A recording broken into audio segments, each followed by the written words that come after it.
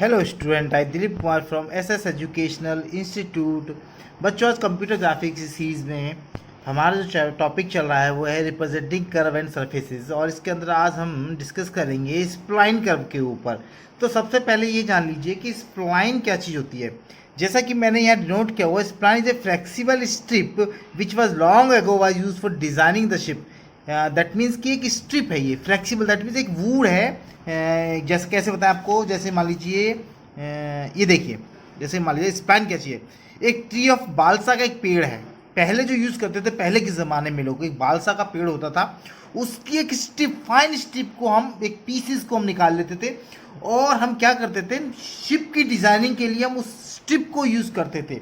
That is called the spline. Spline मतलब वो strip जो है वो इतनी फ्लेक्सिबल होती थी कि वो एक पेज की तरह, जैसे आप एक पेज है, जैसे हम पेज की बात करें, जैसे में ये पेज, इस पेज की तरह वो फ्लेक्सिबल होती, इतनी स्ट्रिप को हम यूज़ करते थे बालसा की ट्री के पेड़ की वो जो फाइन स्ट्रिप को, उसे हम बोलते थे स्प्लाइन। ठीक है ना। और नीचे देखिए मैंने एक फिगर बनाया हो, उसमें लिख रखा है कि हम जो ये स्ट्रिप है, ये है वो स्ट्रिप। ठीक है, इस स्ट्रिप को डक्स के through, ducks is the weight, इस वेट की तरीके से हम इसमें क्या करते थे कि इसको यहाँ पर लाएंगे और यहाँ पर ला के एक पिन होती थी, उस पिन में हम इसे ठोक देते थे, तो क्या होता था ये वहीं के वहीं सेट हो जाता था। ठीक है ना। तो हम इसको हम सेट कर लेते थे, हम एक किसको, जैसे ये मान लीजिए ये सेट हो गया तो यहाँ फिक्स हो गया ये, उसके बाद हम इसको सेट करते यहाँ फिक्स हो गया, तो इस तरीके से हम क्या करते थे, एक हम ड्रॉ करते थे, कर्व ड्रॉ करते थे हम, किसके लिए, शिप बनाने के लिए। ठीक है ना। तो नेक्स्ट में देखिए, जैसे मैंने यहाँ पर एक फिगर ड्रॉ कर रखा है, देखिए स्प्लाइन हिस्ट्री क्या कहती है। Draftsman use ducks and strip of wood, wood means splines, to draw curve के लिए हम उस वुड को, स्ट्रिप ऑफ वुड को यूज करते थे, और वो स्ट्रिप ऑफ वुड जो थी वही, उसी को हम बोलते थे स्प्लाइन। वुड स्प्लाइन है second order continuity. That means कि हमने आपको बताया था पहले पैरामेट्रिक और ज्योमेट्रिक कंटिन्यूटी में जब बताया था, तो उसमें क्या है, ये जो स्ट्रिप है ये किस कंटिन्यूटी को फॉलो करती है, हमारी इस सेकंड ऑर्डर की कंटिन्यूटी को फॉलो करती है, जिसमें डबल डेरिवेटिव्स बताए थे हमने आपको। ठीक है ना। थ्रो कंट्रोल पॉइंट, और कंट्रोल पॉइंट के बारे में भी डिस्कस करेंगे कि कंट्रोल पॉइंट्स क्या होते हैं, उसके बारे में आपको बताया जाएगा। जैसा कि मैंने आपको बताया, ये देखिए ये डक्स है, वेट एंड इस डक्स की यूज से हम क्या कर रहे हैं, ट्रेस आउट कर्व, जो हमें कर्व को हम ट्रेस आउट कर रहे हैं। ठीक है ना। देखिए इस तरीके से डक्स, ये स्ट्रिप पे ये क्या कर रहे हैं, इस हथौड़े से इस डक्स को मतलब यहाँ पर पिन पंच करेंगे और इस तरीके से ये यहाँ पे कर्व ड्रॉ करेंगे। ठीक है ना। सेकंड देखिए स्प्लाइन, उसके बाद धीरे धीरे इसमें इम्प्लीमेंटेशन हुआ, ये स्ट्रिप जो है ये मेटल की होने लगी, मेटल यूज होने लगा, ड्राफ्ट पर्सन जो यूज करने लगे, इसको मेटल के रूप में यूज करने लगे, जिससे हम एयरप्लेन, कार एंड शिप्स को फिर हम डिजाइनिंग करने लगे उनकी। ठीक है ना। और डक्स को जो यूज करते थे ना, उसको हम शेप देने के लिए, मान ये देखिए डक्स यूज किए, अब इसको किस शेप में लेना है, हमने वो शेप लेंगे और फिर उस जगह डक्स लगाने, दैट मीन हमारे पर एक डिजाइनिंग आ जाएगी उसकी, कि हमें किस तरीके से इसको हमें डिजाइन देना है, इसे किस तरह कर्व में रखना है। तो वही चीज़ द मेटल स्प्लाइन है सेकेंड ऑर्डर कंटिन्यूटी, जो भी यूज करते थे पहले, चाहे वुड से करते हो चाहे मेटल से कर रहे हो, that mean second order continuity को ये फॉलो करता है। ठीक, देखिए ये जो फिगर है ये एयरक्राफ्टिंग के लिए था। एयरक्राफ्टिंग एक शीट होती थी पूरी, उस शीट पर हम क्या करते थे, ये स्प्लाइन करके, जो ये वुड का जो हमारे पास जो स्ट्रिप होती थी उसको रख के और इन डक्स के थ्रू हम उसको सेट कर लेते थे, और उस तरीके से हम उसके क्या करते थे, कर्विंग देते थे हम उसके। तो लिखा हुआ है the ducks are spline are use to make tighter curve, एक टाइट कर्व, एक कर्व बना देते थे हम, उस कर्व को हम बोलते थे स्प्लाइन कर्व। ठीक है ना। अगले में देखिए, देखिए इस तरीके से, किस तरीके से, देखिए मल्टीपल लाइंस है यहाँ पर, मल्टीपल लाइंस है, तो हमने क्या कर रखा है, इसी स्ट्रिप के थ्रू और डक्स यूज करके हमने क्या करा है, ये कर्व बनाया है। ठीक है ना। तो इस तरीके से हम पहले क्या करते थे, हम स्प्लाइन को हम यूज करते थे। तो ओवरऑल क्या था, ये एक स्ट्रिप होती थी और उसी को हम बोलते थे स्प्लाइन, और बाद में हमने उस स्प्लाइन के थ्रू हमने कर्व को डिजाइन किया। अब उसी स्प्लाइन कर्व के बारे में हम आपसे डिस्कस करेंगे। ठीक है ना। चलिए तो अपने पॉइंट पे आते हैं। स्प्लाइन कर्व क्या है, spline curve is a flexible strip. Okay,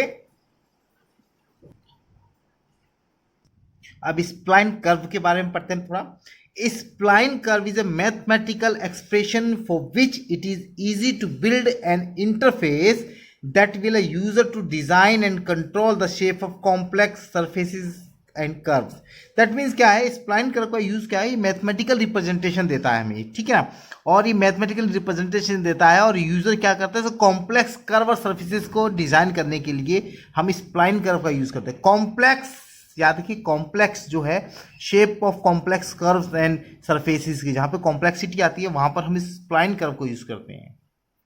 आगे देखते हैं इस ओवरऑल जो निष्कर्ष निकला हमारी, that is the explanation of spline curve is that spline curve mathematically described with a piecewise cubic polynomial function whose first and second derivative are continuous across the various curve section। जैसा कि मैंने आपको बताया था कि जो C1 and C2 है ये पैरामेट्रिक कंटिन्यूटी को डिनोट करता है, और यहाँ पे C1 is a 0 1 first order continuity and C2 is a second order continuity को यहाँ पे ये शो करता है, ठीक है ना। तो स्प्लाइन कर्व जो मैथमेटिकली डिस्क्राइब करेगा वो इसकी इक्विवेलेंट होगी, दैट मीन्स पैरामेट्रिक कंटिन्यूटी को ये फॉलो कर रहा है। ओके, पैरामेट्रिक कंटिन्यूटी को, ज्योमेट्री नहीं, पैरामेट्रिक कंटिन्यूटी को फॉलो कर रहा है। चलिए इसमें बात करें हम आगे, इसमें देखिए with piece by cubic polynomial.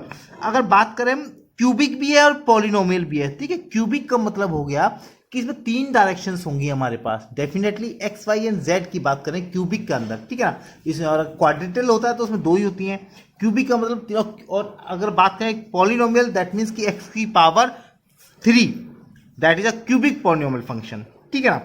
तो इसमें भी पीस वाइज की बात कर रहे हैं, पीस वाइज क्यूबिक जो भी पीस वाइज होगा वो क्यूबिक पॉलिनोमियल फंक्शन की तरह से ट्रीट करेंगे, और हर फंक्शन जो भी होगा हमारा उसमें जो कंटिन्यूटी होगी हमारी, दैट मीन कंटिन्यूटी का मतलब है फाइन शेपिंग। दैट मीन जैसा मैंने कल एग्जांपल बताया था कि 2 के बीच में बिल्कुल फाइन शेपिंग, दैट मीन्स कि उनके बीच में जो जॉइंट होगा वो एकदम बिल्कुल स्मूथली कर्व होगा बिल्कुल, ठीक है ना। That is called the first order and second order continuity, ठीक है। तो कंट्रोल पॉइंट्स की जब भी मैंने डिस्कस किया था कि कंट्रोल पॉइंट्स क्या होता है, इसके बारे में डिस्कस करते हैं। We specify a spline curve by given a set of coordinate points, ठीक है। दैट मीन्स कहने का पर्पज ये है, कोई भी कर्व बनेगा, हम कोई भी नहीं, हम स्प्लाइन कर्व की बात करेंगे केवल। अगर स्प्लाइन कर्व बना रहे हैं तो जो कोऑर्डिनेट पोजीशन जो दी होगी हमें, ठीक है ना, जो भी पोजीशन, मतलब जैसे ये मान लीजिए कोई भी पोजीशन के 3 पॉइंट्स दिए, कोऑर्डिनेट पोजीशन और कोऑर्ड कंट्रोल, कंट्रोल पॉइंट्स कहलाते हैं हमारे, ठीक है ना। अब इन्हीं को कंट्रोल करके हम एक कर्व को ड्रॉ करेंगे, ठीक है ना, which indicate the general shape of the curve, ठीक है ना। अगर हम मान लीजिए इसको मिला दें, इसको इससे मिलाते हैं तो ये general shape of the curve हो गई।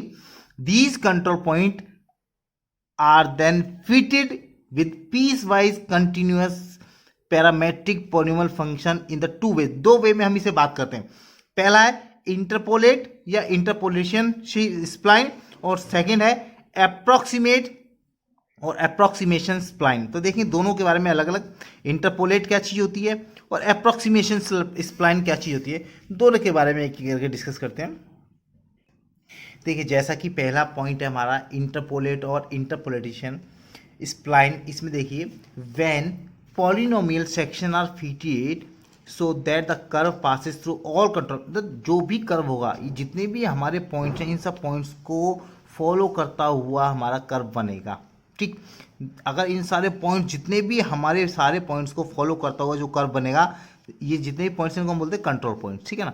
और इनके थ्रू जो भी कर्व बनेगा that is called the interpolate curve, ठीक। तो इंटरपोलेट स्प्लाइन कर्व कौन सा हुआ, जितने भी हमारे कंट्रोल पॉइंट हैं सबको फॉलो करता हुआ जो हमारा कर्व बनेगा that is called the interpolate spline curve, ठीक। सेकंड की बात कर लेते हैं, अप्रोक्सीमेशन और अप्रोक्सीमेट स्प्लाइन कर्व क्या होता है, when the polynomial are fitted to the path. Definitely polynomial points जो भी है कंट्रोल पॉइंट हमारे फिटेड है इस पाथ में, but which is not necessary passing through all the control point, लेकिन ये ज़रूरी नहीं कि सारे के सारे कंट्रोल पॉइंट से होकर वो पाथ जाए। तो जो पाथ बनेगा हमारा, the resulting curve is set to approximate, तो अप्रोक्सीमेट कर्व बनेगा उन पॉइंट्स के आसपास होते। देखिए आप कहीं देखिए कि कुछ पॉइंट्स के थ्रू तो होके गया ही है, लेकिन कई पॉइंटों को इसने स्किप कर दिया है, ठीक है। तो जो स्किप हो गया है और जो कुछ पॉइंट से होकर जो कर्व बना है that is called the approximation spline curve, ठीक है ना। तो नोट में देखिए मैं क्या, approximation curve are commonly used design tool for surface object structure object surface, मतलब ये किसी भी ऑब्जेक्ट के सरफेस को स्ट्रक्चर करने के काम आता है हमारा, ठीक है ना। वहाँ पर हमें जरूरी नहीं सारे पॉइंट्स को क्लियर किया है, सरफेस के ऑब्जेक्ट जो होता है, स्ट्रक्चर ऑब्जेक्ट सरफेस के काम आता है हमारे बनाने की, ठीक है ना, अप्रॉक्सीमेशन वाला जो स्प्लाइन कर्व है।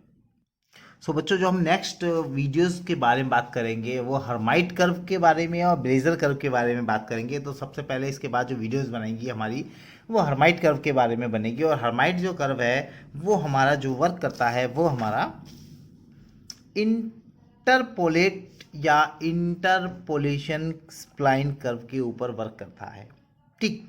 सो इस तरीके से। और जो उसके बाद ब्रेजर कर्व है वो हमारा जो बात करें वो अप्रॉक्सीमेशन स्प्लाइन कर्व के ऊपर वर्क करेगा। तो एक एक करके हम दोनों को समझेंगे, ठीक है ना। आई थिंक आपके समझ में आ गया होगा कि स्प्लाइन क्या है, स्प्लाइन कर्व क्या है, ठीक है ना, कंट्रोल पॉइंट्स क्या होते हैं, interpolate and approximate spline curve क्या होते हैं। Thank you.